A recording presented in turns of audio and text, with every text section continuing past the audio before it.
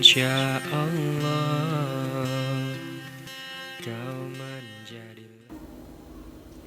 नहमदुहु व नसल्ली अला रसूलिहिल करीम अम्मा बाद फ़अऊज़ु बिल्लाहि मिनश शैतानिर रजीम बिस्मिल्लाहिर रहमानिर रहीम लक़द यस्सरनल क़ुरआन लिज़्ज़िक्रि फ़हल मिन मुद्दकिर रब्बि इश्रह ली सदरी व यस्सिर ली अमरी वहलुल उक़दतम मिन लिसानी यफ़क़हू क़ौली रब्बि ज़िदनी इल्मा अल्लाहुम्मा फ़क़्क़िहना फ़िद्दीन अल्लाहुम्मा अरिनल हक़्क़ हक़्क़न वरज़ुक़ना इत्तिबाअह व अरिनल बातिला बातिलन वरज़ुक़ना इज्तिनाबह आमीन या रब्बल आलमीन। आज का जो हमारा मौजू है वो ये है कि क्या कुरान को समझकर पढ़ना ज़रूरी है। तो कुरान पाक अल्लाह सुब्हानहू व तआला की आखिरी किताब है, आखिरी अल्लाह सुब्हानहू व तआला का पैगाम है तमाम दुनिया के इंसानियत के लिए, यानी तमाम इंसानों के लिए, जो कि वही किया गया था जिब्राइल अलैहिस्सलाम के ज़रिए से नबी अकरम सल्लल्लाहु अलैहि वसल्लम की तरफ। और ये इंसानों तमाम इंसानियत के लिए हिदायत का पैगाम है। इसमें अल्लाह सुब्हानहू व तआला ने दुनिया में जब इंसान को भेजा तो उसकी हिदायत के लिए भी सारी इंस्ट्रक्शंस भेजी। अल्लाह ताला ने जब आदम अलैहिस्सलाम को पैदा किया और उनकी पीठ से तमाम रूहों को पैदा किया तो उन रूहों से एक अहद लिया, अहद अलस्त, कि क्या मैं तुम्हारा रब नहीं हूँ। तो हम सब की रूहों ने इकरार किया था कि बेशक आप हमारे रब हैं। तो अल्लाह ने हमसे पूछा कि क्या तुम मेरी अताअत करोगे, और फिर हम सब ने ज़िम्मा लिया था कि हाँ हम आपकी दुनिया में जाकर अताअत करेंगे। फिर इसी तरह कुरान के बारे में आपने पढ़ा होगा कुरान ही में कि अल्लाह ताला इरशाद फरमाते हैं कि अगर ये पहाड़ों पर नाजिल होता तो पहाड़ रेज़ा रेज़ा हो जाते, लेकिन जब इंसान के आगे पेश किया गया तो इंसान इतना जाहिल है कि उसने उस अमानत का बार उठाने की हामी भर ली। तो अब हम सब इस दुनिया में आने से पहले उस किताब पर अमल करना और उस पर चलने की हामी भरकर आ चुके हैं। और अल्हम्दुलिल्लाह सुम्मा अल्हम्दुलिल्लाह, अल्लाह ताला का बहुत बड़ा फजल है हमारे ऊपर कि अल्लाह ने हमें एक मुसलमान घर में पैदा किया, नबी अकरम सल्लल्लाहु अलैहि वसल्लम की उम्मत में से बनाया। और कुरान में अल्लाह ताला इरशाद फरमाते हैं कि कुंतुम खैर उम्मतिन उखरिजत लिन्नास, कि तुम तमाम उम्मतों में सबसे बेहतरीन उम्मत हो। और फिर इरशाद फरमाया कि तुम लोगों के लिए निकाले गए हो। उखरिजत लिन्नास, क्यों निकाले गए हो? ताकि तुम लोगों को भलाई का पैगाम दो और बुराई से रोको। तो ये फ़र्ज़ है जो तमाम मुसलमानों के कंधों पर अल्लाह सुब्हानहू व तआला ने डाला है, क्योंकि अब क़यामत तक कोई नबी नहीं आने वाला। तो अब ये अमानत अल्लाह सुब्हानहू व तआला की हम मुसलमानों के पास है, और हमने असूलन तो इसका इल्म हासिल करके तमाम दुनिया वालों तक ये पैगाम पहुँचाना था, क्योंकि कुरान सिर्फ हम मुसलमानों के लिए नहीं है बल्कि तमाम इंसानियत के लिए है। आगे अल्लाह ताला कुरान में ही में इरशाद फरमाते हैं कि कुंतुम खैर उम्मतिन उखरिजत लिन्नास, कि बेशक तुम बेहतरीन उम्मत हो, निकाली गई हो इंसानियत के लिए, ताकि तुम भलाई का हुक्म दो और बुराई से रोको। जितना बड़ा ओहदा होता है उतनी ही बड़ी जिम्मेदारी भी होती है। अब ये जो ओहदा इतना बड़ा अल्लाह ताला ने हमें दिया, बेहतरीन उम्मत में से कर दिया, तो उसकी ज़िम्मेदारी अदा करने का भी उतना ही बड़ा बार है हम पर। कुरान का जो लफ्ज़ है ये क़राअ से बना है, जिसके मायने हैं पढ़ना और बार बार पढ़ना। कुरान पढ़ेंगे तो ही पता चलेगा कि अल्लाह सुब्हानहू व तआला ने क्या इसमें हिदायत दी हैं। ये जो ज़िम्मेदारी हमारे ऊपर डाली गई है किस चीज़ की, कि भलाई का हुक्म देना और बुराई से रोकना। अब वो भलाई क्या है? आप अगर एक मंदिर में जाएं और एक किसी हिंदू से पूछें तो वो कहेगा कि भलाई का काम दुनिया में सबसे बेहतरीन जो है वो इन बुतों की इबादत करना है। इसी तरह अगर आप किसी सिख से पूछें तो वो आपको अपनी इबादत का बेहतरीन तरीका बताएगा कि ये है। और कुछ लोग देखें आग की इबादत करते हैं, पत्थरों की इबादत करते हैं, सांप की, सितारों की, सूरज की। इंसान जिस चीज़ से इंस्पायर होता है उसकी इबादत शुरू कर देता है। तो इस तरह तो अगर हर कोई अपनी तरफ से ये फैसला कर ले कि हाँ ये चीज़ बेहतर है तो फिर इंसान भटकता ही रहेगा। तो सबसे बेहतरीन चीज़ हमें कौन बता सकता है कि हमारे लिए क्या बेहतर है, जिसने ये पूरी कायनात बनाई, जिसने हमें पैदा किया और दुनिया में भेजा। तो बेहतरीन हिदायत और बेहतरीन इंस्ट्रक्शंस उस रब की हैं जिसने हमें पैदा किया और दुनिया में भेजा। तो वहीं से ही हमें पता चलेगा کہ وہ بہترین ہدایات کیا ہیں جو ہماری دنیا کی زندگی کو بھی کامیاب کرتی ہیں اور آخرت کی زندگی کو بھی کامیاب کرتی ہیں۔ قرآن کا ایک اور نام ہے فرقان۔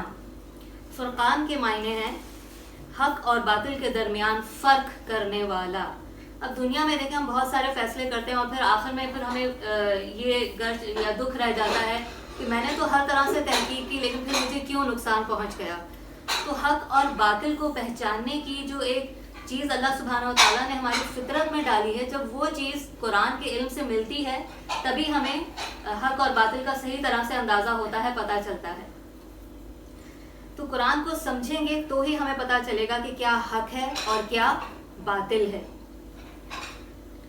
اب عام طور پہ ہم اگر اپنے معاشرے میں دیکھیں کہ سب سے بڑی ہرڈل کیا ہے کہ ہم کیوں قرآن سے اتنا دور ہیں۔ دیکھیں صحابہ کرام کی وہ امت جن میں ہر برائی موجود تھی، اس کے باوجود کیا ہوا کہ اس تمام برائیوں کے مقابلے میں جب یہ قرآن کی وحی آئی اور جب انہوں نے اس کو پوری طرح سے لیا اور اس پر عمل کیا تو دیکھیں کیا ہوا کہ وہی لوگ دنیا کے کامیاب ترین انسان بن گئے۔ نہ صرف کامیاب بلکہ پوری آدھی سے زیادہ دنیا انہوں نے فتح کر لی۔ اور یہ فتوحات مسلمانوں کے حصے میں کب آئیں؟ کہ جب انہوں نے قرآن پر پوری طرح سے عمل کرنا شروع کیا۔ آج اگر ہم مسلمان امت سب سے زیادہ نقصان میں ہیں یا سب سے زیادہ پسی ہوئے ہیں یا سب سے زیادہ بیکورڈ جسے کہہ لیں، یا ہر میدان میں ہم مسلمان آج پیچھے کیوں ہیں؟ کیونکہ ہم نے اس طاقت کو چھوڑا ہوا ہے جس طاقت کی وجہ سے ہم پوری دنیا پر مسلط ہو گئے تھے۔ آج اگر دوبارہ سے ہم اسی طاقت کو تھام لیں، اللہ کی رسی کو، تو پھر دوبارہ سے سارے مسلمان جو ہیں وہ اس دنیا کے اوپر کامیاب ہو جائیں گے۔ تو اب یہ چابی ہمارے ہاتھ میں ہے کہ ہم کتنا، ہماری خاص طور پہ جو ینگ جنریشن ہے، آج میں نے خاص طور پہ سب سے ریکویسٹ کی تھی کہ جو ہمارے ینگ بچے ہیں ان کو ضرور لے کر آئیں، کیونکہ دیکھیں جو کچھ ہونا تھا ہمیں جس طرح سے پہلے نہیں اتنا شعور تھا، یا ہمارے بڑوں کو کہ وہ ہمیں قرآن سے اٹیچ کرتے یا عربی سیکھنے پر لگاتے یا کچھ اور اس طرح سے چیزیں کرتے، تو اب ہمیں یہ ذمہ داری جو ہے اس کو محسوس کرنا ہے۔ آپ دیکھیں ہماری یونیورسٹیز میں، ہمارے کالجز میں، ہمارے معاشرے میں کیا کیا کچھ ہو رہا ہے، کتنی بے حیائی پھیل چکی ہے اور کتنا ڈرگز ہیں وہ یونیورسٹیز اور اسکولز اور کالجز کے تھرو جو ہے وہ، اب سوشل میڈیا کھول کر دیکھیں کیا کیا کچھ ہو رہا ہے۔ تو اب ان حالات میں اگر ہم دوبارہ پلٹ کر اپنی اسی طاقت کے قریب ہوتے ہیں، اس سے جڑتے ہیں، تو پھر دوبارہ سے ہم اس دنیا کے اوپر غالب آ سکتے ہیں۔ بس دیر اتنی ہے کہ اس کتاب سے ہم جڑ جائیں اور اس پر عمل کرنا شروع کرتے ہیں۔ اور اس میں جتنے بھی احکامات ہیں، دیکھیں قرآن جب کھلتا ہے تو سب سے پہلی چیز اللہ تعالیٰ کیا بولتے ہیں؟ ذالک الکتاب لا ریب فیہ ھدی للمتقین، لا ریب فیہ، کہ اس میں کسی قسم کا کوئی شک نہیں۔ اب جتنے بھی احکامات قرآن میں آئے ہیں جو اللہ نے ہم پر فرض کیے ہیں، تو ہم شیطان بہت ساری چیزیں ہمارے دلوں میں، دماغوں میں ڈالتا ہے کہ نہیں اگر اس پر عمل کر لیا تو نقصان ہو جائے گا، لوگ ہنسیں گے، لوگ بولیں گے، اور یہ وہ اس طرح کی بہت ساری باتیں شیطان ہمارے دل اور دماغ میں ڈالتا ہے۔ لیکن اگر آپ کو اس کتاب کے اوپر پورا یقین ہے، اس کے اوپر کوئی شک نہیں، کیونکہ جب قرآن شروع ہو رہا ہے تو اللہ تعالیٰ ہم سے کیا ڈیمانڈ کر رہے ہیں کہ اس کے احکامات میں اب تم شک مت کرنا، تاکہ تمہیں کیا مل جائے؟ ہدایت مل جائے اور تم متقیوں میں سے بن جاؤ۔ تو سب سے پہلی چیز تو ہمیں اپنے دل اور دماغ کو اس کے لیے کھولنا ہے کہ اللہ نے جتنے بھی احکامات مجھ پر فرض کیے ہیں، ان میں مجھے کبھی بھی کسی قسم کا کوئی پچھتاوا یا ریگریٹ یا نقصان نہیں ہو سکتا۔ اس شک کو دل و دماغ سے نکال کر پھینک دیں کہ ان پر عمل کرنے کے بعد آپ کو کسی قسم کا کوئی نقصان ہوگا، یہ ہو ہی نہیں سکتا۔ پھر دوسرا شک یہ بھی نکال دیں کہ یہ کتاب الحمدللہ اللہ سبحانہ و تعالیٰ کی طرف سے ہے۔ اچھا، اب ہم تھوڑا سا یہ ایک تجزیہ کرتے ہیں کہ مسلمان جو ہیں، سب سے بڑی ہرڈل میں نے بتایا کہ ہم قرآن اس لیے بھی قرآن سے دور رہتے ہیں کہ یہ عربی میں ہے اور ہم کہتے ہیں کہ عربی تو ہم سمجھتے نہیں ہیں۔ اچھا، ہم نے بھی بچپن میں جب یہ قرآن سے تھوڑا سا اگر قریب ہوتے بھی تھے تو ہم صرف اتنا سمجھتے تھے کہ قرآن کو عربی میں جو ہے وہ آپ سیکھ لیں پڑھنا، بس انف۔ اس کے علاوہ اگر کسی کا انتقال ہو جاتا ہے یا کوئی مصیبت آ جاتی ہے، پریشانی آتی ہے، تو ہم قرآن اٹھا کر قرآن خوانی کرتے ہیں، اس کو بغیر سمجھے پڑھتے ہیں اور پھر لپیٹ کر اس کو اونچے طاقوں میں رکھ دیتے ہیں کہ جہاں پر اگر ہم کبھی دل بھی چاہے پڑھنے کا تو اتنا وہ لپیٹا ہوا اور اونچا رکھا ہوا ہوتا ہے کہ وہاں سے پھر اس تک پہنچنا، اس کو نکالنا، کھولنا، پھر کہتے ہیں کون اتنی اسٹرگل کرے، وضو نہیں ہے، جوتے پہنے ہوئے ہیں، سفر میں ہیں، کیا کریں کیا نہ کریں۔ حالانکہ کوئی حدیث ایسی موجود نہیں ہے جس میں یہ لکھا ہوا ہو کہ آپ جوتے پہن کر قرآن نہیں پڑھ سکتے. تو صحابہ کرام تو جوتوں کے اندر نماز پڑھ لیا کرتے تھے کہ اگر آپ کے جوتے پاک ہیں. تو یہ ساری وہ ہرڈلز ہیں جو ہم نے خود ساختہ بنا کر اپنے اوپر لگا دی ہیں. یہ چھوٹی چھوٹی چیزیں جو ہمیں قرآن سے دور کرتی ہیں.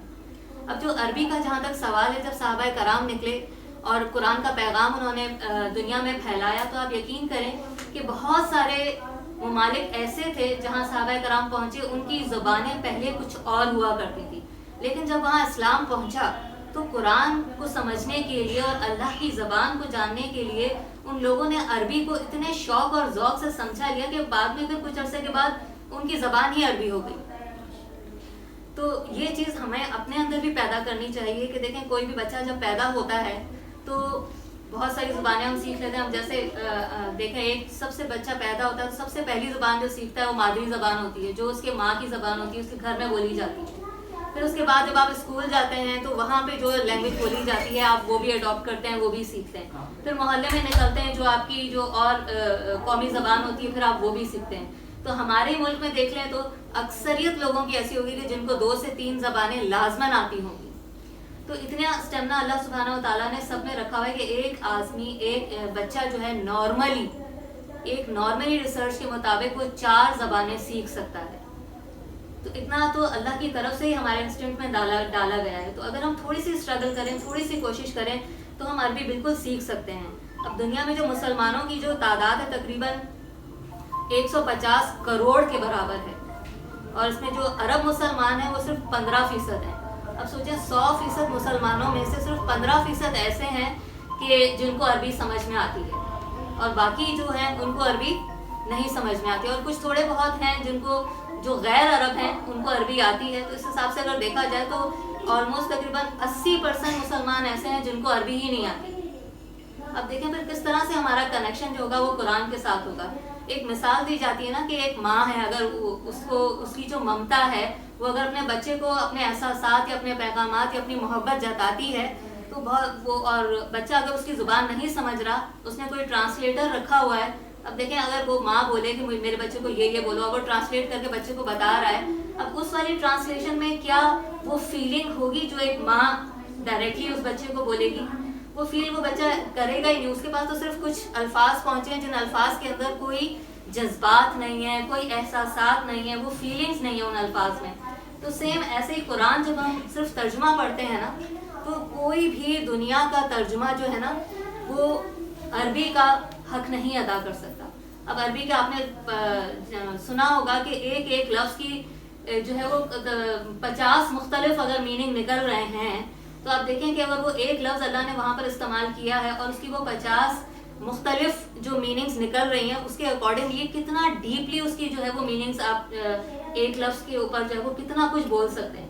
جیسے اس دن ہم الحمدللہ پہ بات کر رہے تھے تو صرف الحمدللہ پر ہی اتنی لمبی بات ہو گئی کہ گھنٹوں آپ صرف الحمدللہ کو ہی ایکسپلین کرنے میں لگ جائیں.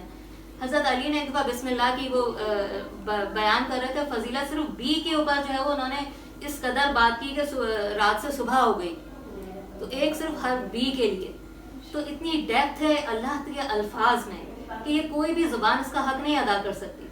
اور عربی کو سیکھنا کوئی اتنا مشکل کام نہیں ہے. ایک چھوٹی سی مثال دوں گی آپ کے سامنے کہ ڈاکٹر مورس بکھیل کی آپ نے شاید نام سنا ہو. یہ ڈاکٹر تھے اور ان کو جو ہے نا وہ جو یہ فرعون کی جو ممی تھی اس پر ریسرچ کرنے کا کام ان کو دیا گیا تھا. تو یہ اس کے اوپر ریسرچ کر رہے تھے. تو ریسرچ کے دوران ان کے پاس کچھ عرب کے نوجوان گئے اور انہوں نے کہا کہ دیکھیں یہ کوئی آپ نے جو یہ سرچ کی ہے یا ممی جو ڈھونڈی ہے یہ کوئی اتنی بڑی بات نہیں ہے یا نئی بات نہیں ہے ہمارے لیے، کیونکہ قرآن میں 1400 سال پہلے ہمیں بتا دیا گیا تھا کہ اس کی لاش کو جو ہے لوگوں کے لیے نشانی بنا دیا جائے گا، عبرت بنا دیا جائے گا. تو وہ تو نشانی اللہ نے قرآن میں ہمیں پہلے ہی بتا دیا تھا کہ اس کی لاش کو میں محفوظ رکھوں گا. اب وہ آپ کو اب ملی اور آپ اس پہ ریسرچ کر رہے ہیں، تو انہوں نے بولا کہ یہ ہو ہی نہیں سکتا. پھر ان کو قرآن دیا گیا اور انہوں نے قرآن کو پڑھا اور جب اس کو سمجھا تو یہ اتنا متاثر ہوئے کہ انہوں نے 50 سال کی عمر میں عربی سیکھنے کی ٹھانی اور سیکھ بھی لی عربی. اور عربی سیکھنے کے بعد پھر انہوں نے جو ہے وہ قرآن پہ کافی ریسرچ کی اور پھر اپنی انتقال سے کچھ عرصہ پہلے ہی انہوں نے اسلام کو قبول بھی کر لیا.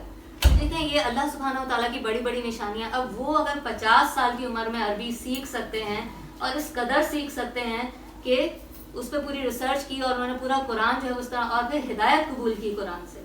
تو ہمارے تو گھروں میں یہ خزانہ پہلے ہی سے موجود ہے, لیکن دیر صرف اس بات کی ہے کہ ہم نے اپنی زندگیوں میں اس کا جو عمل دخل ہے وہ صرف اتنا ہی رکھا ہے کہ اس کو قرآن خوانی میں پڑھنا ہے, اور اگر کسی کا انتقال ہو جائے یا سوئم پہ 21ویں پہ برسی پہ اس کو پڑھا جائے, یا کوئی مصیبت پریشانی آ جائے اس کو ٹالنے کے لیے ہم بیٹھ کر اس کو ایک وظیفے کی کتاب بنا لیا کہ فلاں آیت اتنی بار پڑھیں, فلاں آیت اتنی بار پڑھیں تو مسئلے حل ہو جائیں گے.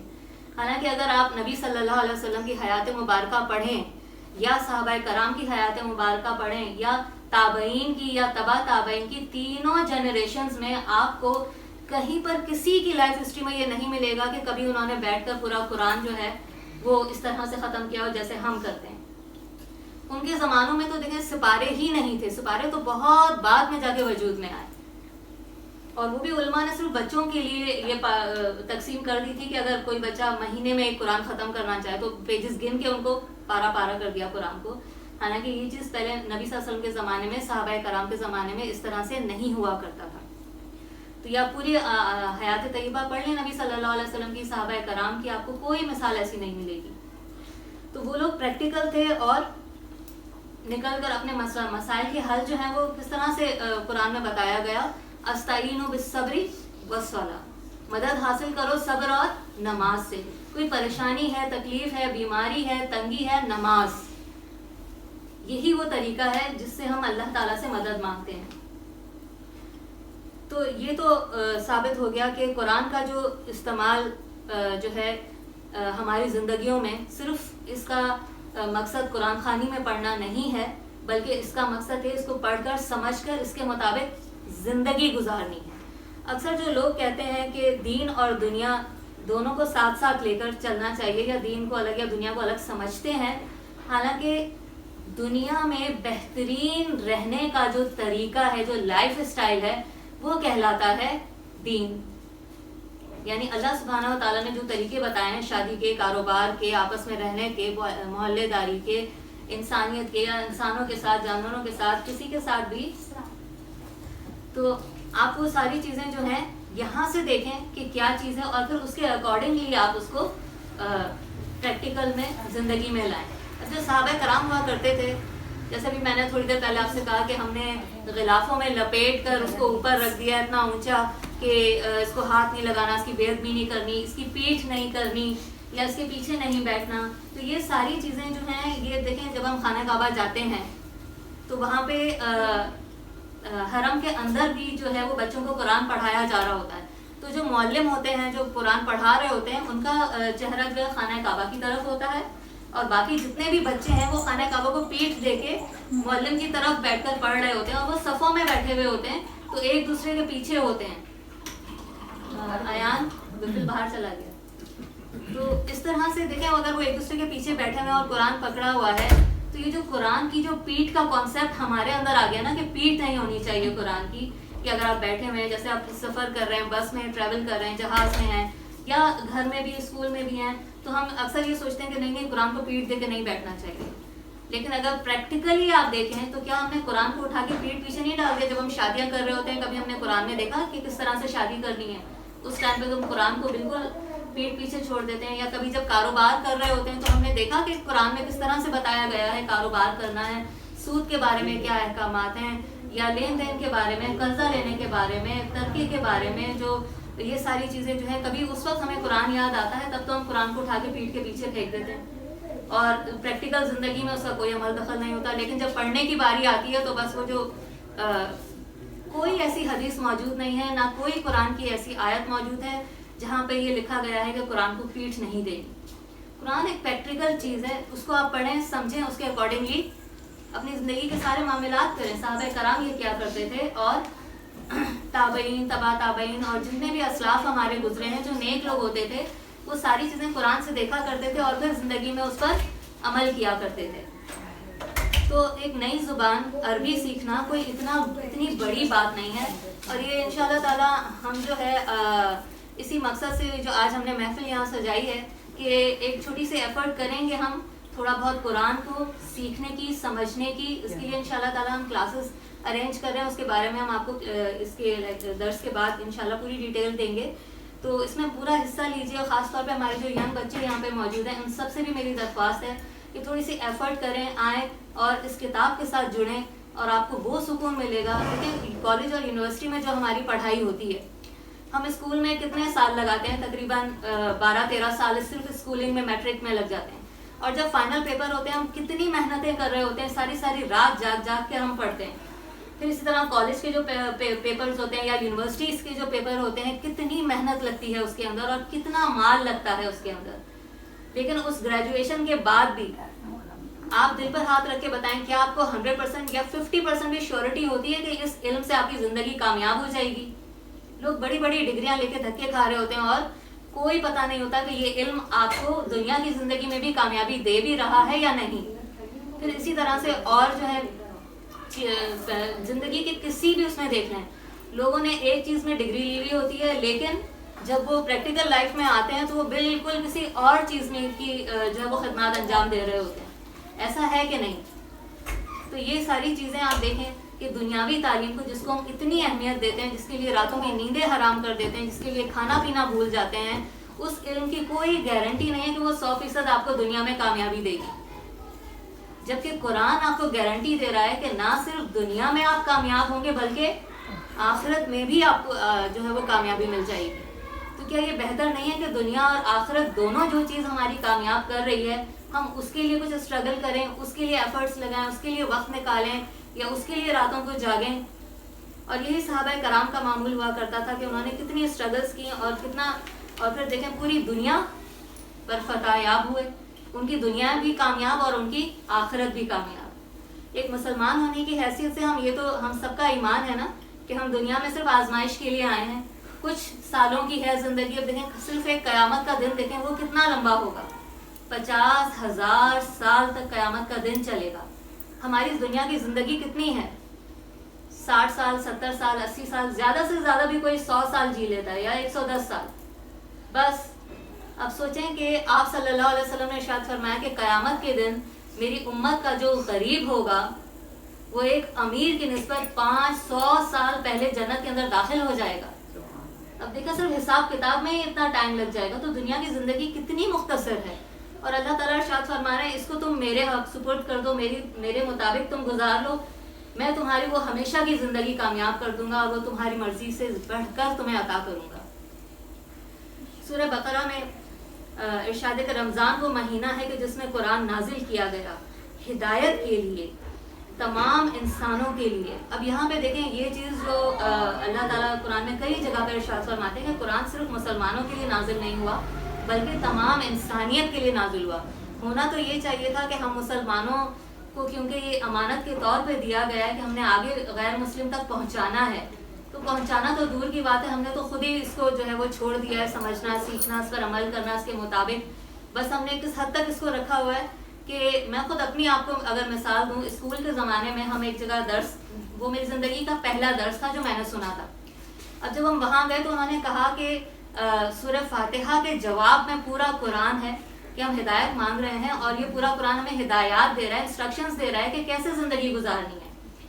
تو اب دیکھیں اس وقت مجھے وہ بات اتنی زیادہ الارمنگ لگی اور اتنی کلک کی مجھے کہ میں نے سوچا کہ مطلب یہ بات کا کیا مقصد ہے. ہم تو صرف قرآن کو قرآن خوانیوں میں پڑھتے ہیں یا کسی کا انتقال ہو جائے ہم صرف تب پڑھتے ہیں. تو یہ انسٹرکشنز والی بات جو ہے وہ میرے دماغ میں اٹک گئی کہ اس کا کیا مطلب ہوا. تو آپ دیکھیں آج ہمارے جو مسلمانوں کی, خاص طور پہ ہندوستان اور پاکستان کے جو مسلمان ہیں, ہمارے دلوں اور دماغوں میں قرآن کا کیا صرف یہی نہیں مقصد ایک ہے کہ بس صرف اس کو وظیفے کی طرح اس کی آیات کو رٹا جائے بس, اور جو احکامات دیے گئے ہیں, جو فرائض دیے گئے ہیں, ان پر عمل کرنے کے بارے میں ہمیں خیال تک نہیں آتا. کیونکہ شیطان نے ہمیں الجھا کے رکھا ہوا ہے ایسی چیز میں. نہ صرف شیطان نے بلکہ جو باہر کی جو طاقتیں ہیں وہ بھی یہی چاہتی ہیں کہ ہمیں ایسی چیزوں میں الجھا کے رکھیں کہ ہم جو قرآن کا اصل مقصد ہے اس تک پہنچے ہی نہ. پھر سورہ ابراہیم میں اللہ تعالیٰ ارشاد فرماتے ہیں الف لام را, ہم نے ایک کتاب نازل کی ہے تاکہ وہ انسانوں کو اندھیروں سے روشنی میں لے آئے. اب دیکھیں جب اللہ تعالیٰ کسی کو ہدایت سے نوازتا ہے نا تو وہ کہتا ہے دور جاہلیت یا اندھیروں کا جو لفظ ہے یہ جہالت سے بھی لیا جاتا ہے. تو ہم بھی کہتے ہیں بھائی مسلمان جو تھے وہ دور جاہلیت میں یہ کیا کرتے تھے, یعنی جب ان کے پاس ہدایت کا نور نہیں تھا، ہدایت کا علم نہیں تھا، تب وہ یہ کام کیا کرتے تھے. اور جب قرآن کا علم آتا ہے تو انسان کو خود ایک فیلنگ آتی ہے کہ ہاں اصل میں تو حقیقت مجھ پر دنیا کی اب واضح ہوئی ہے. ایک چھوٹی سی آپ کو مثال دوں گی کہ ہماری سب کی فطرتوں میں اللہ نے خیر بھی رکھا ہے، شر بھی رکھا ہے. تو ایک اگر کوئی سلیم الفطرت انسان ہے، اس کی فطرت اچھی ہے، نیک ہے، اور وہ پھر دنیا میں چل رہا ہوتا ہے، وہ کسی کو ہرٹ نہیں کرتا اور سب کی جو ہے وہ اس طرح سے کام کرتا ہے، لیکن اس کے باوجود بھی اس کے ساتھ کبھی کبھی بہت ہی برا ہو جاتا ہے. تو ایسا کیوں ہوتا ہے؟ ہم کہتے ہیں میں نے تو کسی کا برا نہیں کیا، میرے اندر تو ہر کسی کے لیے خیر ہے، لیکن پھر میرے ساتھ کیوں برا ہو گیا، لوگوں نے میرے ساتھ کیوں برا کر دیا. اس کو سمجھنے کے لیے ایک چھوٹی سی مثال دوں گی کہ دیکھیں ایک انسان ہے، اس کی آنکھوں میں تو نور ہے، اللہ نے اس کو دیکھنے کی صلاحیت دی ہے، لیکن اگر باہر کوئی بھی نور کا کوئی دوسرا ارینجمنٹ نہ ہو، نہ سورج ہو، نہ لائٹ ہو، بالکل گھپ اندھیرا ہو، تو کیا آپ کی اپنی آنکھوں کا نور آپ کو فائدہ دے گا؟ آپ کچھ دیکھ پائیں گے؟ نہیں، آپ کو صرف گھپ اندھیرا دکھے گا، کچھ بھی نہیں. تو اسی طرح بالکل آپ کے اندر چاہے کتنا ہی خیر ہو، لیکن جب تک قرآن کا علم اور قرآن کا خیر آپ کے اندر کے خیر کے ساتھ نہیں ملتا، تب تک آپ دنیا کی حقیقت کو دیکھنے سے قاصر ہیں. تب تک آپ اگر دنیا کو دیکھ بھی رہے ہیں تو ایسے دیکھ رہے ہیں کہ جیسے اندھیرا ہو. تو اللہ سبحانہ و تعالیٰ کے بارے میں بھی کہا جاتا ہے نا، اللہ نور السماوات والارض. جب اللہ کی معرفت حاصل ہوتی ہے تو انسان کو وہ نور نصیب ہوتا ہے جس سے تمام دنیا کی اور چیزوں کی حقیقت واضح ہو جاتی ہے ہمارے اوپر. اب اگر کوئی کسی کی آنکھیں بہت ہی شارپ ہیں، تیز ہیں، باہر کوئی روشنی نہیں ہے، تو وہ شارپنس یا وہ آنکھوں کی تیزی ہمیں کوئی فائدہ نہیں دے رہی. ایسے ہی قرآن کا جب اگر نور ہمارے زندگیوں میں نہیں ہے تو ہمارے اپنے اندر کا خیر ہمیں کوئی فائدہ نہیں دے گا. جب یہ باہر کی لائٹ اور آپ کی آنکھوں کی لائٹ دونوں ملتے ہیں تب آپ کو چیزوں کی حقیقت پتہ چلتی ہے نا، ورنہ تو آپ رسی کو سانپ اور سانپ کو رسی سمجھ کے اٹھا کے اس سے آپ ڈستے رہیں. بالکل ایسا ہی ہوتا ہے کہ ہم بھی لوگوں کی پہچان نہیں ہوتی قرآن پڑھنے سے پہلے، اور پھر ہم ایک ہی انسان سے بار بار ڈس رہے ہوتے ہیں، پھر وہ ہمارے منہ پر آ کر میٹھی میٹھی باتیں کرتا ہے، پھر پیٹ پہ چھرا گھومتا ہے، تو ہم سوچتے ہیں کہ یہ کیا ہو رہا ہے میرے ساتھ. لیکن جب قرآن کا علم آپ کی زندگی میں آتا ہے تو سب سے پہلے دیکھیں سورہ بقرہ جب شروع ہو رہی ہے، جب اللہ تعالیٰ کہہ رہے ہیں کہ یہ ہدایت ہے تمہارے لیے، تو اس کے بعد پھر اس میں شک مت کرنا. تو سب سے پہلے کیا بتایا گیا کہ انسانوں کی کیٹیگریز، کیونکہ ہمیں سب ایک دوسرے کے ساتھ رہ کر دنیا میں گزارنا ہے نا، تو سب سے پہلے مومنین کی صفات بتا دی گئی، جو متقی ہیں بھائی وہ یہ کوالٹیز ہیں. اس کے بعد کافروں کی کوالٹی بتا دی گئی کہ بھائی یہ کافروں کی کوالٹی ہیں.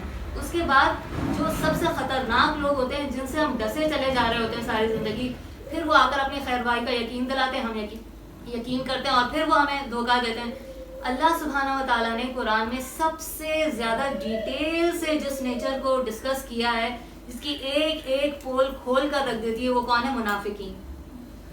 کہ پہلے مومنین کی اللہ نے سورہ بقرہ کے شروع میں صفات بیان کی، ذالک الکتاب لا ریب فیہ ھدی للمتقین، پھر متقین کی اقسام، پھر کافروں کی، اور کافروں کی بس 2-3 آیات، اور پھر آگے دیکھیں جو منافقین کی ہیں وہ کتنا کھول کھول کر اللہ نے بیان کر دی کہ آپ کو لوگوں کی پہچان ہو جاتی ہے کہ اچھا یہ کوالٹی ہے، ہاں یہ تو پھر مومن ہے، نہیں اس میں تو یہ کافروں والی ہے، میں نے تو حق بات کی، اس نے فوراً ریجیکٹ کر دی بغیر سوچے سمجھے. اس کو اس کی انائی اتنی بڑی تھی کہ اس کے آگے اس نے حق کو قبول کرنا جو ہے وہ اپنی جو ہے وہ انا کے خلاف سمجھا.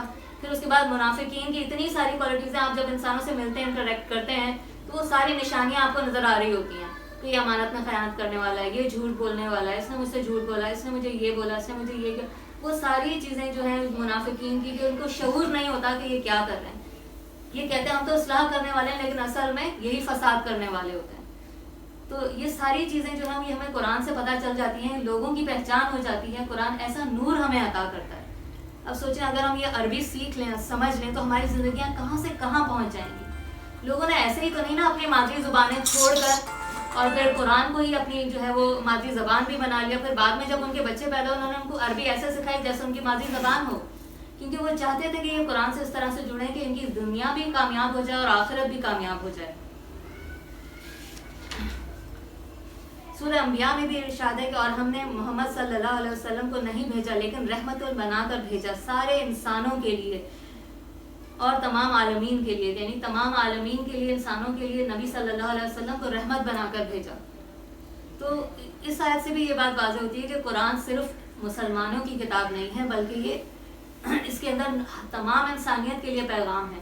تو سب سے بہترین تحفہ ایک مسلمان کی زندگی میں کسی کو دینے کے لیے وہ قرآن سے بہتر نہیں ہو سکتا. آپ کے کوئی کرسچنس دوست ہیں یا کوئی ہندو ہے یا کوئی عیسائی ہے، آپ اس کو بولیں کہ زندگی میں کتنی کتابیں آپ نے پڑھی ہیں؟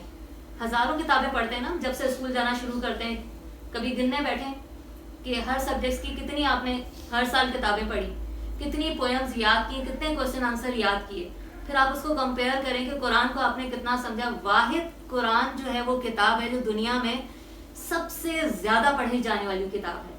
کوئی کتاب ایسی نہیں ہے جس کو اتنا پڑھا جاتا ہو جتنا قرآن کو پڑھا جاتا ہے. اور واحد دنیا کی قرآن ہی وہ کتاب ہے جو بغیر سمجھے پڑھی جاتی ہے. قرآن کے علاوہ زمین کے اوپر دوسری کوئی ایسی کتاب نہیں ہے جس کو بغیر سمجھے پڑھا جاتا ہو. تو اب یہاں پر جو ہے وہ دو ایکسٹریمز بھی ہم دیکھتے ہیں کہ لوگوں کی آتی ہے. کچھ کہتے ہیں کہ قرآن کو جو ہے وہ صرف سمجھ کر ہی پڑھو اور بغیر سمجھ کر جو ہے وہ پڑھنے کی ضرورت نہیں ہے، کیونکہ اگر تم سمجھو گے تو عمل کرو گے تو ہی تمہاری زندگی اور آخرت کامیاب ہوگی. خالی پڑھ لینے کا کیا فائدہ؟ لیکن ایسی بات نہیں ہے. قرآن میں اللہ سبحانہ و تعالیٰ ارشاد فرماتے ہیں، نبی صلی اللہ علیہ وسلم کو یہ حکم دیا گیا کہ اے نبی صلی اللہ علیہ وسلم آپ تلاوت کیجئے ان آیات کی جو اللہ نے آپ کی طرف نازل کی ہیں. تو اس سے یہ بھی پتہ چلتا ہے کہ آپ صلی اللہ علیہ وسلم کو بولا جا رہا ہے کہ آپ تلاوت کیجئے. یعنی تلاوت کا بھی ایک بہت افیکٹ ہوتا ہے، اثر ہوتا ہے. جیسے کہتے ہیں نا کہ ہماری جو جسم ہے یہ زمین کی چیزوں سے بنا ہے، لیکن اس کے اندر جو زندگی جو روح ہے، جسم ہمارا زمین سے بنا ہے، اس کی خوراک بھی زمین سے آتی ہے، لیکن روح اللہ کی طرف سے آتی ہے، آسمان سے. تو اس کی خوراک کا انتظام بھی اللہ تعالیٰ نے کیا کیا؟ آسمان ہی سے اس کی خوراک بھی نازل کی. تو آسمان سے کیا نازل ہوا؟ پھر کیا نازل ہوا؟ قرآن نازل ہوا. تو اب قرآن جو ہے یہی ہماری روح کی غذا ہے. تو روح کو قرآن چاہیے جو ہم اسے نہیں دیتے، کھلاتے پلاتے. ہم دن میں کتنی بار اپنے جسم کو کھانا دیتے ہیں، ناشتہ کرتے ہیں، دوپہر کا کھانا کھاتے ہیں، رات کا، پھر شام میں بھی کچھ لیتے ہیں، لیکن آپ اپنی روح کو کیا فیڈ کر رہے ہیں؟ اس کو کیا کھلا رہے ہیں، کیا پلا رہے ہیں، کیا طاقت دے رہے ہیں آپ اس کو؟ اس کی غذا تو قرآن ہے، وہ اوپر سے آئی ہے، اس کی غذا بھی اوپر سے آئی ہے، اور وہ آپ اس کو نہیں دے رہے. تو پھر دیکھیں کیا ہماری روحوں کی حالت ہوگی. پھر اسی طرح سورہ واقعہ میں آیت نمبر 77 اور 80 میں اللہ تعالیٰ ارشاد فرماتے ہیں، اِنَّهُ قُرْآنٌ كَرِيمٌ فِي كِتَابٍ مَّكْنُونٍ لَا يَمَسُّهُ إِلَّا الْمُطَهَّرُونَ تَنزِيلٌ مِّن رَّبِّ الْعَالَمِينَ. اس کے معنی ہیں جو بے شک ہم نے قرآن بہت بلند پایا ہے، اسے نازل کیا، کتاب مکنون میں ہے یہ. اچھا، اس آیت کی وجہ سے بھی ایک بہت بڑا جو یوں سمجھ لیں مسلمانوں کو ایک جو یہ دوسری ہرڈل ہے. ایک پہلی ہرڈل میں نے بتائی کہ عربی کو ہم نہیں جانتے تو اس لیے ہم اس سے ہدایت نہیں لے سکتے، یا اس کو ہم نے دوسری میں نے بتائی کہ ہم نے اس کو لپیٹ کر اس کی تعظیم اور اس کا اتنا کچھ اتنا بڑا کر دیا کہ اس کو پیٹ نہیں دینی، جوتے پہن کے نہیں پڑھنے، اس کو لپیٹا ہوا ہے، اس کو وضو کریں گے پھر پڑھیں گے. پھر ہم یہی سوچتے رہ جاتے ہیں اب کون اتنی اسٹرگل کرے اور قرآن پڑھے، چلو کل ہی پڑھوں گی. اور یہ کل کرتے کرتے کرتے دن گزرتے جاتے ہیں اور ہمارا قرآن کے ساتھ وہ رابطہ نہیں بن پاتا. تیسری ہرڈل جو تھی وہ یہ ہے کہ اسے تو صرف پاکیزہ لوگ ہی چھو سکتے ہیں. اور یہ بہت ڈیٹیل اور بحث طلب آیت ہے، کیونکہ صرف اس کی وجہ سے بہت سارے مسلمان جو وہ قرآن سے بہت دور ہیں. دیکھیں آپ صلی اللہ علیہ وسلم، اب یہاں جو یہ لوگ اس سے لیتے ہیں کہ کتاب مکنون ہے یہ، اور نہیں چھو سکتے اسے مگر مطہرون، جو بہت پاکیزہ ہیں. اب قرآن کی ہر آیت کو اس کے صحیح معنوں میں لینے کے لیے یہ بہت ضروری ہے کہ آپ کو اس آیت کے شان نزول پتہ ہو کہ ایسی کیا بات ہوئی کہ یہ آیت نازل ہوئی. تو یہاں پر جو اس آیت کا بیک گراؤنڈ جب ہم دیکھتے ہیں تو یہ اس وقت نازل ہوئی کہ جب نبی اکرم صلی اللہ علیہ وسلم پر یہ الزامات لگائے گئے. کافر جو تھے آپ کو جھوٹا ثابت کرنے کے لیے کہ نہیں یہ جو کلام جو نبی صلی اللہ علیہ وسلم سناتے تھے قرآن لوگوں کو، ظاہر اس کی بلندی، اس کی گہرائی اور اس کی جو فصاحت اور بلاغت اور اس کی خوبصورتی جو تھی، وہ عرب تو پہچانتے تھے اپنی زبان پر، ان کو ناز تھا. لیکن جب قرآن آیا تو قرآن کے سامنے وہ بالکل ہکا بکا رہ گا اور قرآن کو چھپ چھپ کے سننے کے لیے جاتے تھے. تو یہ تو ان کو پتا تھا کہ یہ کلام ہے بہت ہی عظمت والا، کوئی عام انسان اس کو نہیں بنا سکتا. اور یہ بھی جانتے تھے کہ نبی صلی اللہ علیہ وسلم لکھنا اور پڑھنا نہیں جانتے، تو آپ صلی اللہ علیہ وسلم نے تو کہیں سے پڑھ کے یہ باتیں ہمیں نہیں سکھائیں. تو وہ ان پہ جھوٹا الزام لگاتے تھے کہ تم پر شیاطین اترتے ہیں، جنات اترتے ہیں، وہ تمہیں یہ ساری باتیں جو ہیں وہ بتاتے ہیں. تو ان کے اس لوگوں کے جھوٹے الزامات جو نبی صلی اللہ علیہ وسلم پر لگ رہے تھے، اس کے جواب میں اللہ سبحانہ و تعالیٰ نے یہ آیت نازل فرمائی کہ یہ کسی شیاطین کا کلام نہیں ہے، بلکہ یہ اس کو چھونے والے بہت مطہرین ہیں، یہ کتاب مکنون میں ہے. اور ایک اور جگہ قرآن میں ارشاد ہے کہ یہ جو کتاب مکنون ہے یہ کہاں اور کس جگہ رکھی ہے؟ تو یہ اللہ تعالیٰ ارشاد فرماتے ہیں قرآن میں کہ فی لوح محفوظ، وہ لوح محفوظ میں ہے. جو اوریجنل قرآن کی جو کاپی ہے نا، جو اوریجنل قرآن ہے وہ لوح محفوظ میں ہے، اور اس کو جو بہت مطہرین فرشتے جو ہیں وہ اس کو ارد گرد رہتے ہیں، اور وہ مطہر فرشتے جو ہیں وہ قرآن لے کر آتے ہیں اور نبی صلی اللہ علیہ وسلم کو وحی دیتے ہیں. تو یہ ان تمام کافروں کی باتوں کی کاٹ میں نازل ہوئی تھی جو کہہ رہے تھے کہ یہ شیاطین کا کلام ہے، یا شیاطین نبی صلی اللہ علیہ وسلم کو یہ ساری باتیں جو ہیں وہ بتاتے ہیں. تو یہ آیت تب نازل ہوئی کہ نہیں، یہ تو جو مطہرین کا جو لفظ ہے یہ فرشتوں کے لیے استعمال ہوا ہے، کہ وہ فرشتے پاکیزہ ہیں جو یہ قرآن لے کر آتے ہیں اور ان کو بتاتے ہیں. اور اگر اسی بات کو ہم جیسے کہ عام مسلمانوں نے اس کو لے لیا ہے کہ مطہرین کا جو لفظ ہے یہ باوضو پاک صاف انسان کی طرف ریلیٹ کر رہے ہیں اگر اس کو ہم، تو پھر اس طرح سے تو جو کافر ہیں وہ تو قرآن سے غلط ثابت کر بہت آسانی سے غلط ثابت کر دیں گے. اور وہ اس طرح کے وہ کہیں گے کہ دیکھو ہم کافر ہیں، ہم ناپاک ہیں، ہم نے تمہارے قرآن کو 150 یا 500 1000 جتنے میں جا کے قرآن کو خریدا اس کو چھو لیا، اور پھر بولیں گے کہ دیکھو تمہارے قرآن میں لکھا ہے کہ اس کو تو صرف مطہرین ہی چھو سکتے ہیں، ہم تو ناپاک ہیں ہم نے چھو لیا، دیکھو تمہارے قرآن کی آیت کو ہم نے غلط ثابت کر دیا. یہ تو پھر کوئی بھی اس طرح سے قرآن کو غلط ثابت کر سکتا ہے. تو ہمیں قرآن کی ہر آیت کو سمجھنے کے لیے اس کا بیک گراؤنڈ سمجھنا بہت ضروری ہوتا ہے، اور ہم اپنی طرف سے کسی بھی آیت کو جو ہے وہ نہیں لے سکتے اپنی سمجھ کے مطابق. اب اسی کو اگر آپ دیکھیں نبی صلی اللہ علیہ وسلم پر جب یہ قرآن نازل ہوا تو آپ صلی اللہ علیہ وسلم نے قرآن کو بہت سارے خطوط میں لکھ کر بہت سارے بادشاہوں کی طرف بھیجا. یہ بات آپ کو یاد ہے نا، ایک خط ابھی بھی نبی صلی اللہ علیہ وسلم کا جو ہے وہ ترکی کے ایک میوزیم میں رکھا ہوا ہے، اور لوگ جا کر اس کا دیدار بھی کرتے ہیں. تو اس میں قرآن کی ایک آیت لکھی ہوئی ہے اس خط میں، اور سورہ آل عمران کی آیت نمبر 64 کہ آؤ اس بات کی طرف جو ہم اور آپ میں یکساں ہے. سب سے پہلی بات یہ کہ اللہ کے علاوہ کسی کی عبادت نہ کریں، اس کے ساتھ کسی کو شریک نہ کریں، اور کسی دوسرے کو رب نہ بنائیں. اگر وہ نہ مانیں تو کہہ دو کہ ہم نے شہادت دی، کہ ہم شہادت دیتے ہیں کہ ہم تو مسلم ہیں. تو یہ آیت لکھ کر نبی اکرم صلی اللہ علیہ وسلم نے قرآن کی آیت لکھ کر بادشاہوں کو بھیجی. تو کیا وہ بادشاہ پاکی کی حالت میں تھے؟ کیا نبی صلی اللہ علیہ وسلم کو نہیں پتا تھا کہ وہ کافر ہیں، ناپاک ہیں، وضو میں نہیں ہیں، غسل میں نہیں ہیں؟ تو اگر ایسی کوئی ریسٹرکشن ہوتی کیا نبی صلی اللہ علیہ وسلم قرآن کی آیت لکھ کے ان کو بھیجتے؟ کبھی بھی نہیں بھیجتے. تو آپ نے بھیجا. تو جب ہدایت کے لیے اگر آپ کسی کو قرآن دے رہے ہیں کہ بھائی کسی نان مسلم کو دے رہے ہیں، تو پھر آپ قرآن دے سکتے ہیں، عربی کے ساتھ بھی دے سکتے ہیں. کیونکہ دیکھیں سب سے زیادہ تقویٰ اور دین کی پہچان اور دین کا علم نبی اکرم صلی اللہ علیہ وسلم کو ہے جن پر قرآن نازل ہوا. ہم ان سے زیادہ نہیں جانتے. تو صرف اس بات کی وجہ سے کہ میرا وضو نہیں ہے تو میں قرآن کو پڑھ نہیں سکتا، یا میں کسی نان مسلم کو نہیں دے سکتا، تو ایسی کوئی ریسٹرکشن قرآن موجود نہیں ہے. اور دیکھیں آپ صلی اللہ علیہ وسلم نے بہت سارے بادشاہوں کو بھیجے خطوط. ان میں سے کچھ بادشاہ جو تھے انہوں نے اس ہدایت کو قبول کیا، اسلام کو جو ہے وہ انہوں نے قبول کیا ہدایت، اور مسلمان ہو گئے. کچھ نے اس کو رد کر دیا، اس پر کوئی جو ہے وہ ایمان نہیں لے کر آئے. کچھ نے پھاڑ کر پھینک دیا.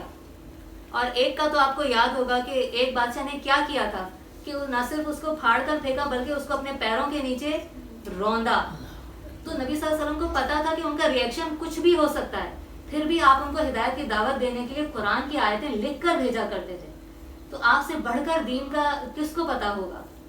تو اب یہ کوئی ایسی ہرڈل نہیں ہے کہ آپ جو ہے وہ قرآن کو چھو نہیں سکتے، صرف وضو میں ہی چھو سکتے ہیں. ہاں اگر آپ پر غسل فرض ہے اس کنڈیشن میں آپ نہیں قرآن کو چھوئیں، کیونکہ آپ صلی اللہ علیہ وسلم نے جب ان کو غسل کی حاجت ہوتی تھی تب وہ قرآن نہیں چھونا. کہ اس زمانے میں تو صحابہ کرام ہی لکھا کرتے تھے.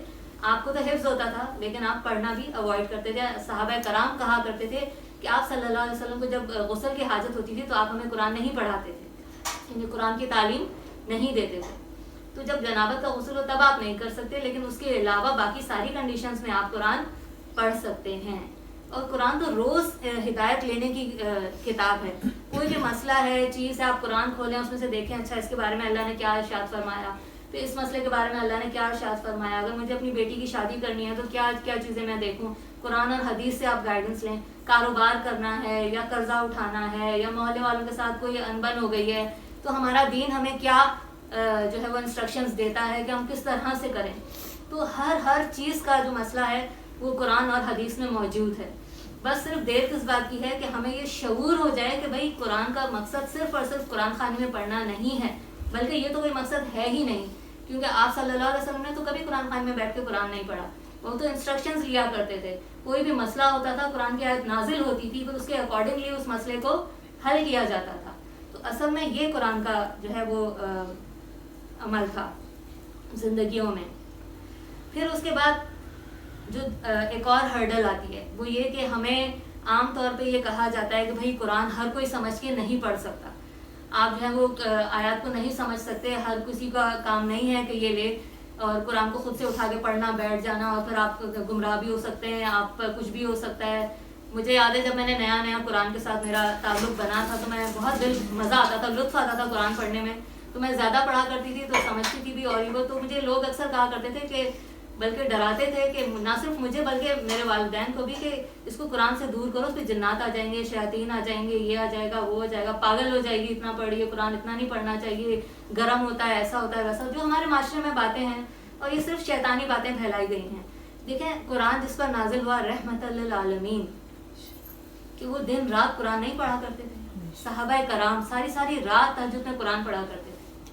ان کے پیر سوج جایا کرتے تھے. کیا وہ پاگل ہو گئے؟ نعوذ باللہ نہیں, بلکہ انہوں نے تو پوری زمین فتح کر لی. وہ تو اتنے قابل ہو گئے قرآن کو زیادہ پڑھ کر. تو ایسی کوئی چیز نہیں ہے. پھر اس کے بعد ایک تو یہ لوگوں کی باتیں, لوگوں کی باتوں میں ہم دیکھتے ہیں کہ خود اللہ سبحانہ و تعالیٰ کیا ارشاد فرما رہے ہیں کہ کیا ہم انڈیویجولی قرآن اٹھا کر اس کو پڑھنا, سیکھنا, سمجھنا کر سکتے ہیں کہ نہیں. تو سورہ قمر میں آیت نمبر 17, 22, 32 اور 40 میں اللہ سبحانہ و تعالیٰ ایک ہی چیز بار بار ارشاد فرما رہے ہیں, اور وہ کیا کہہ رہے ہیں؟ وَلَقَدْ يَسَّرْنَا الْقُرْآنَ لِلذِّكْرِ فَهَلْ مِن مُدَّكِرٍ, کہ بے شک ہم نے قرآن کو نصیحت حاصل کرنے والوں کے لیے آسان بنایا ہے, تو تم میں سے ہے کوئی جو اس سے نصیحت حاصل کرے. اب دیکھیں شروع میں قرآن جو نازل ہوا, سب سے پہلی سورت سورہ فاتحہ, اس میں ہم اللہ سے پہلی دعا جو اللہ تعالیٰ ہمیں مانگنے بتا رہے ہیں وہ کیا ہے؟ ہدایت کی دعا ہے, اہدنا الصراط المستقیم. پھر سورہ بقرہ شروع ہو رہی ہے تو اس میں بتایا جا رہا ہے کہ ھدی للمتقین, ہدایت ہے متقیوں کے لیے. اب پھر یہاں پر بتایا جا رہا ہے کہ اگر تمہیں نصیحت حاصل کرنی ہے قرآن سے, تو قرآن تو نصیحت کے لیے اللہ تعالیٰ نے آسان بنایا, تو ہے کوئی تم میں سے جو اس سے نصیحت حاصل کرے. تو اگر آپ اپنی نصیحت کے لیے قرآن اٹھا کر پڑھ رہے ہیں, اس کا ترجمہ بھی پڑھ رہے ہیں, عربی پڑھ لیں تو زبردست, اگر عربی سمجھ میں آ جائے اس سے بہترین اور کوئی بات ہی نہیں ہے.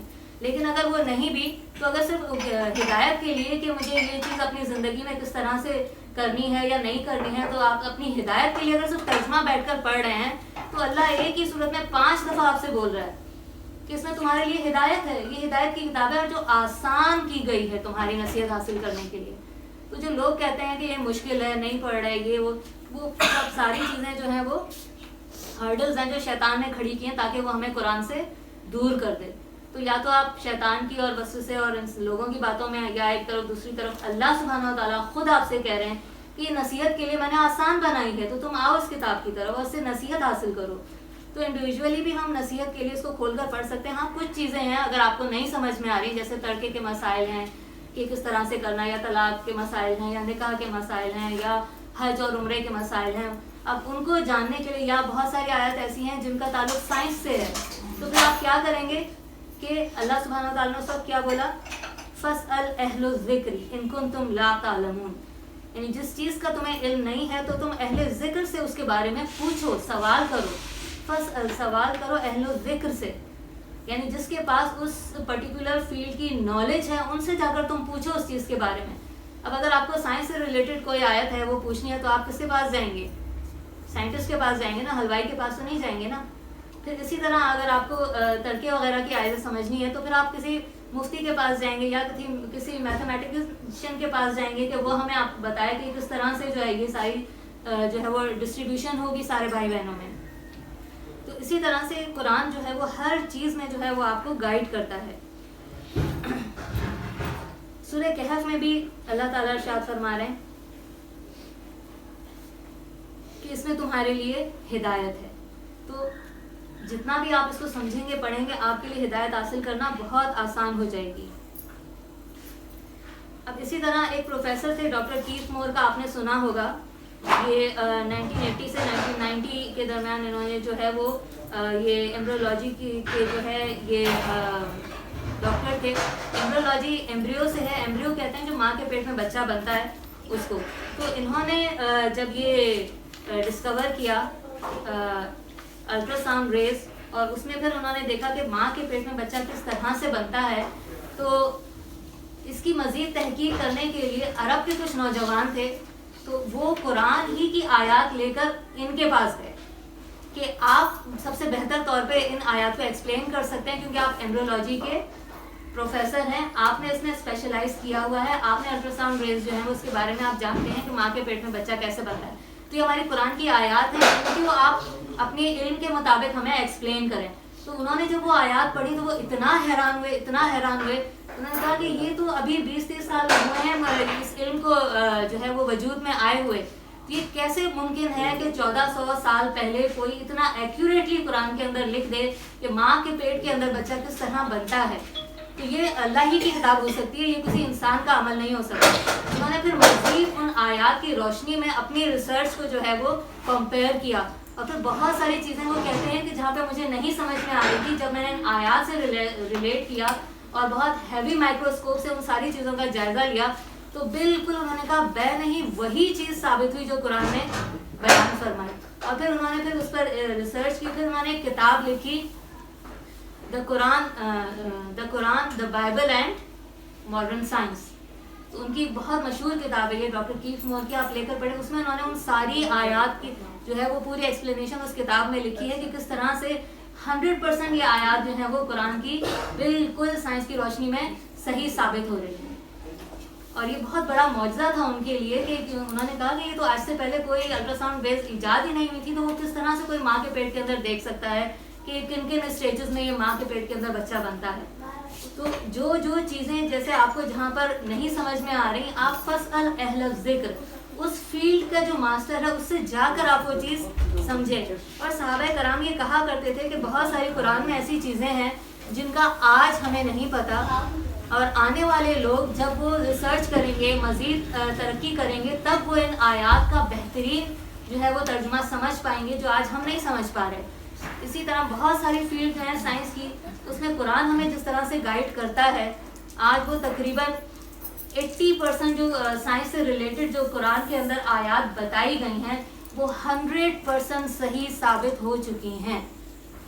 80% سائنس سے ریلیٹڈ قرآن کی آیات 100% صحیح ثابت ہو چکی ہیں.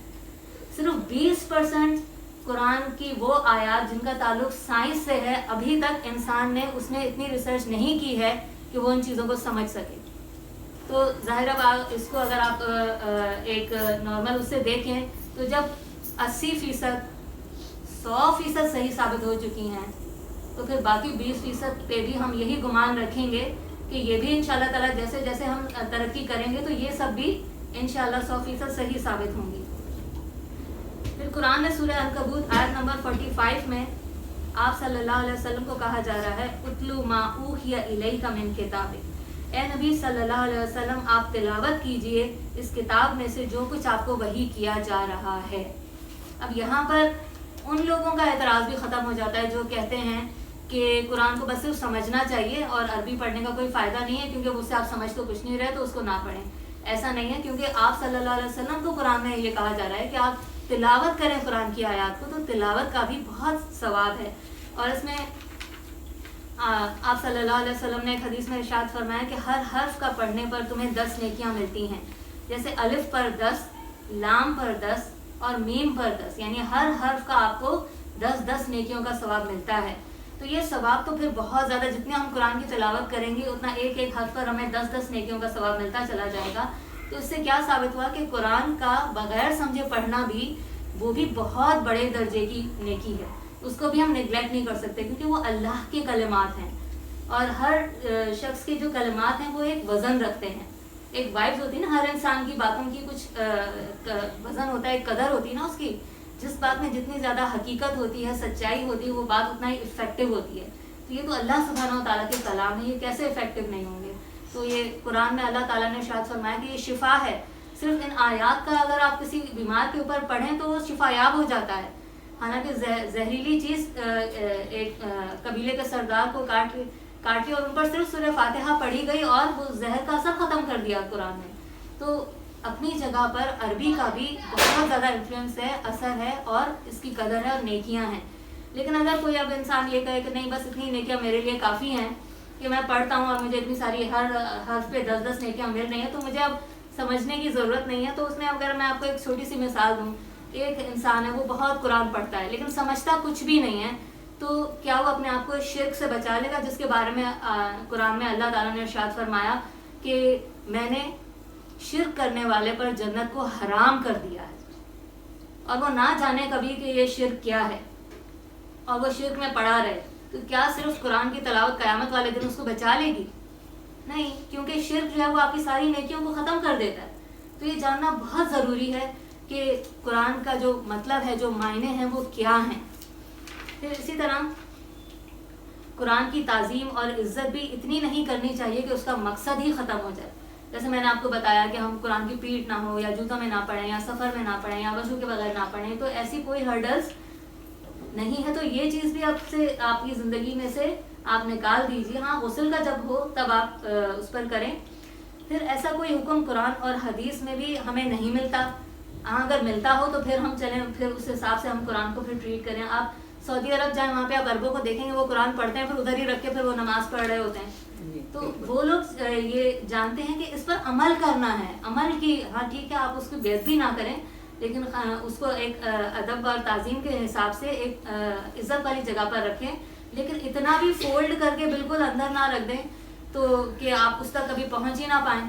وہ آپ کے لیے اتنا ریچیبل ہی نہ ہو کہ بھائی الماروں کے اوپر ہے اور لپٹا ہوا ہے, اور اس میں اب لفافوں میں سے یا لحافوں میں سے نکال کے اس کو اتنی کنوینئنٹ جگہ پہ رکھیں کہ جب آپ کا دل چاہے آپ نے اٹھایا کہ اور اللہ تعالیٰ سے بات چیت کریں. آپ حضرت علی کہا کرتے تھے نا کہ جب میں چاہتا ہوں کہ میں اللہ سے بات کروں تو میں قرآن کو پڑھتا ہوں, اور وہ اللہ تعالیٰ کی کنورسیشن سمجھتا کرتے تھے کہ یہ اللہ آج مجھے کیا باتیں مجھ سے کر رہے ہیں, کیا پیغام. اور یہ قرآن کا معجزہ ہے, جب آپ قرآن کو کھول کر پڑھیں گے تو آپ کو بالکل ایسا لگے گا کہ یہ تو میرے ہی مسئلے کا حل آ گیا. لو, میں اسی بات کی وجہ سے پریشان تھی اور وہی آیت آ گئی.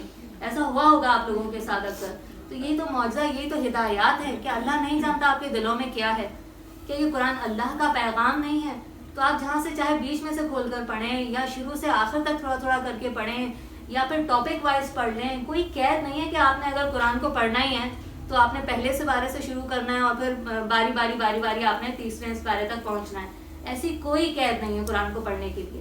آپ قرآن اٹھائیں, کہیں سے بھی کھولیں, یا کوئی ٹاپک آپ نے پڑھنا ہے تو اس سے ریلیٹڈ, اگر شرک سے ریلیٹڈ ساری آیات پڑھنی ہے تو آپ وہ ٹاپک نکال کے اس کے اکارڈنگلی آپ آج تو موبائل میں آپ ڈالیں کہ شرک سے ریلیٹڈ ساری قرآن کی آیات سامنے آ جائیں گی, آپ کے آپ کو پڑھیں اور اچھی طرح سے آپ کو پتہ چل جائے گا.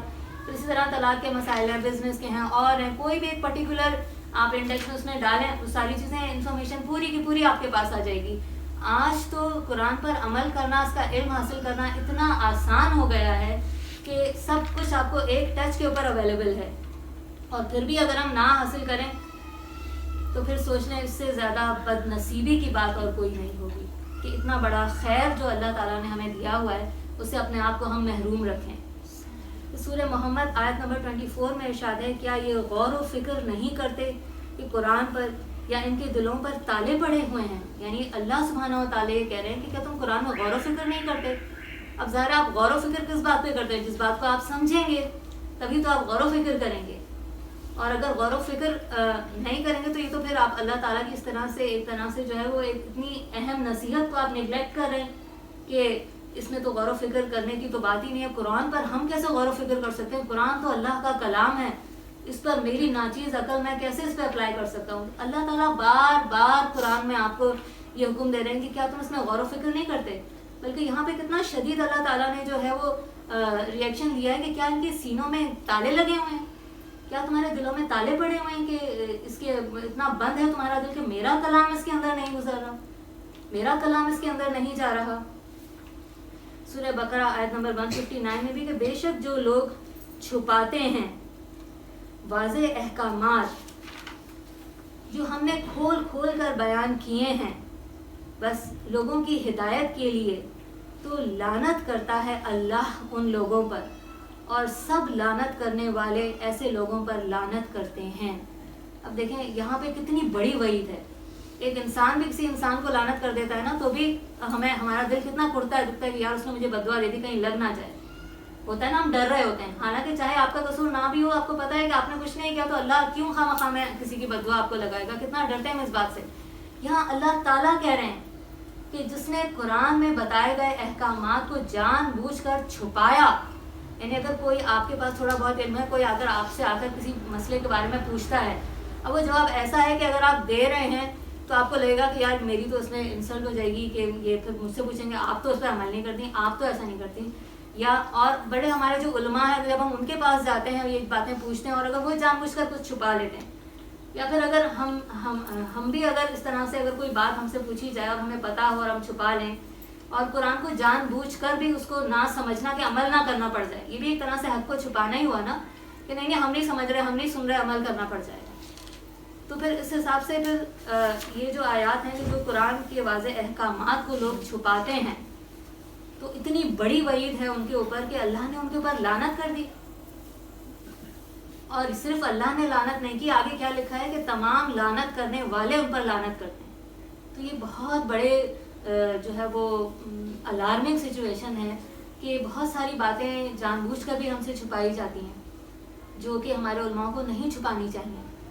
سورہ فرقان میں آیت نمبر 30 میں ارشاد ہے کہ اور کہے گا رسول اے میرے رب یہ میرے لوگ ہیں جنہوں نے قرآن کو نشانہ تضحیک بنا لیا تھا، یعنی قیامت والے دن نبی صلی اللہ علیہ وسلم کا شکوہ یہاں پہ ریکارڈ کیا جا رہا ہے کہ یا اللہ ان لوگوں نے تو وہ قرآن جو میں نے ان تک پہنچایا اس کو تو انہوں نے نشان تضحیک بنا کے رکھ دیا، اس پر تو یہ لوگ لطیفے بنانے شروع ہو گئے، اور اس پر تو انہوں نے ایسے اس کا اب جیسے دلہن کی شادی ہو کے جا رہی ہے، آپ نے اس شادی کے اندر اللہ تعالیٰ کی ہر نافرمانی کی، میوزک حرام تھا چلا، مرد اور عورتیں ساتھ مل کر ڈانس کر رہے ہیں، کیا یہ قرآن کے اکارڈنگ ہے؟ جو جتنی بھی خرافات اس میں ہندوؤں سے لے کر ہم لوگ کر رہے ہوتے ہیں، اللہ کی مطلب ہر نافرمانی کر کر کے آخر میں جب دلہن کو گاڑی میں بٹھانا ہوتا ہے تو اسی قرآن کو سر پہ رکھ کے نیچے سے گزارتے ہیں۔ تو کیا یہ قرآن کا مذاق اڑانا نہیں ہے کہ جو کچھ انسٹرکشنز اس کے اندر لکھی ہوئی ہیں ان پر تو آپ نے کوئی عمل نہیں کیا، لیکن بس صرف اس کے نیچے سے اس کو گزار دیا کہ قرآن کے سائے کے نیچے سے گزر جائے؟ تو ایسی کوئی حدیث اور کوئی چیز نہیں ہے۔ دوسری چیز یہ کہ دیکھیں ڈاکٹر آپ کو ایک دوا لکھ کے دیتا ہے، ٹھیک ہے، آپ وہ کھائیں نہیں، آپ اس کو سجا کے لگا لیں یا روز اس کے نیچے سے گزریں یا اس کو پہن لیں، کیا وہ آپ کو فائدہ دے گی؟ نہیں۔ تو قرآن تو ہدایات کے لیے بھیجا گیا ہے، اس میں آپ کے لیے شفا ہے، تو یہ صرف لٹکا لینے سے یا نیچے سے گزر جانے سے یا پہن لینے سے آپ کو اس کی چیزیں نہیں، ہم کسی اور چیز کے ساتھ یہ سلوک نہیں کرتے، نہ ڈاکٹر کی دوا کے ساتھ، نہ اسکول کی کتاب کے ساتھ، بھائی پیپر ہے بڑا مشکل پیپر ہے، اس کو میں تعویذ بنا کے گلے میں لٹکا لوں تاکہ میں اس میں پاس ہو جاؤں، تو ہو جائیں گے پاس؟ آپ قرآن کو پورے کا پورا لے کر اور گلے میں پہن کے آپ گھوم رہے ہو لیکن قرآن کے مطابق عمل نہ کر رہے ہو، اس کے اکارڈنگلی جو چیز حلال ہے اس کو آپ حلال نہیں سمجھ رہے، جو حرام ہے آپ اس کو حرام نہیں سمجھ رہے، تو صرف گلے میں پہننا آپ کو بچا لے گا قیامت والے دن؟ تو ان ساری چیزوں سے ہمیں اپنے آپ کو باہر نکالنا ہے، اور جو قرآن کا اصل مقصد ہے اس کو سیکھنا، اس کو سمجھنا اور اس کے مطابق زندگی کو گزارنا، اس کے لیے ایفرٹس کریں۔ ابھی تھوڑی دیر پہلے میں نے آپ کو مثال دی کہ ہم دنیاوی تعلیم کے لیے کتنی ایفرٹس کرتے ہیں، کتنا خود کو تھکا مارتے ہیں، اور جب پیپر ہوں یا جتنی بڑی ڈگری ہو کتنا ہم اس کے اوپر مال ٹیوشنز بھی لے رہے ہیں، مہنگی سے مہنگی یونیورسٹی جا رہے ہیں، آنے جانے کے اخراجات، باہر ملک میں جا کر پڑھ رہے ہیں، ہم پوری زندگی کی کمائی لوگ اپنے بچوں پہ لگا دیتے ہیں۔ کیا وہ ایجوکیشن گارنٹیڈ ہے کہ دنیا کی زندگی ہی آپ کے بچے کی کامیاب کر دے گی؟ لیکن قرآن تو گارنٹی دے رہا ہے کہ بالکل آپ جو ہے وہ اس پر عمل ہو ہی نہیں سکتا، کہ شک کی کوئی گنجائش ہی نہیں ہے کہ پھر یہ علم حاصل کرنے کے بعد اللہ آپ کو جو ہے وہ کہیں پر بھی ناکام ہونے دے، ہو ہی نہیں سکتا۔ سورہ فرقان کی ابھی میں نے آپ کو بتائی آیت کہ وہ قرآن کو تضحیک بنا لیا، تو زندگی میں کم از کم ایسے کام نہ کریں کہ جس سے ہم اس زمرے میں داخل ہوں۔ پھر قرآن کو جیسے کہ دو طرح سے قرآن کے اندر ہی پڑھنے کی ہمیں ترغیب دی گئی کہ ایک تو تذکر قرآن، تذکر یعنی اس سے آپ نصیحت لیں، اس کا ذکر کریں، اس کو پڑھیں، تو یہ تو ہو گیا تذکر قرآن. اس کے بعد قرآن میں ایک اور جگہ بھی ہم ایک لفظ پڑھتے ہیں تدبر. کیا تم قرآن میں تدبر نہیں کرتے؟ تو تدبر کا جو لفظ ہے یہ ڈیپلی کسی چیز کے اوپر غور و فکر ہے. ایک تو یہ کہ آپ روز کا قرآن پڑھتے ہیں نا, آپ نے اس میں سے انسٹرکشنز لے لی, روز پڑھ لیا, اچھا اللہ تعالیٰ کا آج مجھے یہ پیغام پتہ چلا, اب میں اپنی زندگی میں اس کو پوری طرح عمل کرنے کی کوشش کروں گی. ٹھیک ہے, وہ تو ایک اوپر سے ہو گیا, آپ نے ہدایت لے لی. ایک چیز ہوتی ہے تدبر. جو تدبر کا لفظ ہے دبر سے. دبر کا ایک معنی میں یہ بھی آتا ہے کہ آپ کنویں کی گہرائی کے اندر سے پانی نکال کر لیں. یعنی ایک چیز ہے کہ سمندر کی سطح سے آپ نے سمندر کو دیکھا, ایک ہوا کہ آپ تھوڑا سا اندر تک آپ نے گئے اور اس کی عجائبات دیکھے. ایک ہوتا ہے کہ آپ بالکل ڈیپ گہرائی میں, جتنا زیادہ آپ گہرائی میں جائیں گے اتنے آپ کے اوپر اللہ کے عجائبات اور اللہ کے خزانے جو ہے آپ پر کھلیں گے. جیسے کہ تھوڑی دیر پہلے میں نے کہا نا, الحمدللہ پر اگر ہم بات کرنے بیٹھے ہیں تو آپ گھنٹوں آپ اس ایک حمد کا جو لفظ ہے اس کو ڈسکرائب کریں اور اس کی گہرائی میں اترتے چل جائیں کہ اس کا ایک مطلب یہ بھی ہے, اور اس طرح سے بھی اللہ کی حمد ہوئی. اور ہماری زندگی میں ہم اللہ کی ہم کس کس طرح کرتے ہیں, کب کب کرتے ہیں, جتنا آپ ڈیٹیل میں اس لفظ کے اندر گہرائی میں جاتے جائیں گے آپ کو نئی نئی باتیں پتہ چلتی جائیں گی. تو یہ چیز ہوتی ہے تدبر کے, اس پر بیٹھ کر غور و فکر کرنا, بہت گہرائی سے اس کی آیات کو سمجھنا, اس کو سیکھنا, پھر اس پر عمل کرنا. اور پھر دیکھیں جتنی گہرائی سے آپ قرآن پڑھتے ہیں نا, وہ گہرائی آپ کی روح کی مضبوطی دیتی ہے, آپ کی ایمان کو مضبوط کرتی ہے. آپ کے لیے دنیا کا مقابلہ کرنا پھر بہت آسان ہو جاتا ہے. اور جتنے بھی مصیبتیں, پریشانیاں, تکلیفیں آپ کی زندگی میں آتی ہیں, یہ نہیں کہ قرآن کا علم حاصل کر لیا تو اب ہم کوئی تکلیف نہیں آئے گی, مصیبت نہیں آئے گی. تو جب آپ قرآن کا علم حاصل نہیں کر رہے ہوتے, کیا آپ دیکھیں کیا ان کی زندگی میں کوئی تکلیف اور مصیبت اور پریشانی نہیں آتی؟ کیا وہ بیمار نہیں ہوتے جو قرآن نہیں پڑھ رہے, نان مسلم؟ تو ان کی بھی تو زندگی میں تکلیفیں اور آ رہی ہیں نا, آزمائشیں. جب آپ قرآن پڑھ رہے ہوتے ہیں تو کم از کم آپ کو اتنا زیادہ اسٹرینتھ ہوتی ہے کہ, اور ایک دل اور دماغ کا ایک جو سکون ہوتا ہے نا کہ میں حق پر ہوں, میں جو بھی کر رہی ہوں یہ 100% صحیح ہے, سچ ہے. یہ آپ کو اندر کا اتنا اسٹرینتھ اور سکون دیتا ہے, وہ سکون آپ کسی دوسری چیز سے کمپیئر کر ہی نہیں سکتے.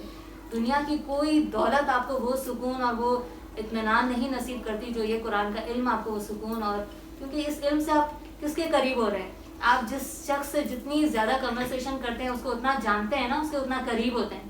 تو یہ اللہ کا کلام ہے, آپ اس کو جتنا اس کلام کو اپنی زندگی میں اپلائی کریں گے, جتنا زیادہ اس کو سوچیں گے, سمجھیں گے, عمل کریں گے, اتنا آپ کس کے قریب ہو رہے ہیں؟ اللہ تعالیٰ کے. اور وہ اللہ کا جو قرب ہے نا, وہ آپ کو جو لذت اور جو مزہ اور سکون دے گا وہ انکمپیریبل, آپ کسی چیز سے اس کو کمپیئر نہیں کر سکتے. الحمدللہ رب العالمین. سبحان ربک رب العزت عما یصفون وسلام علی المرسلین والحمدللہ رب العالمین.